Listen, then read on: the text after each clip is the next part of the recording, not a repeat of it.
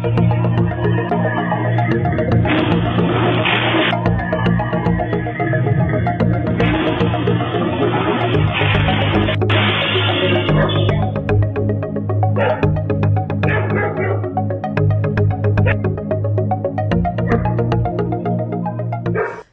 6 köpeğimi dolaştırıyorum. Araba yazık geçerken ortadaki logar kapağı fırladı. Oradan üstümüze doğru geldi. Karşı camın dükkanına girdi. Şu da fırlayan beton logar kapağı.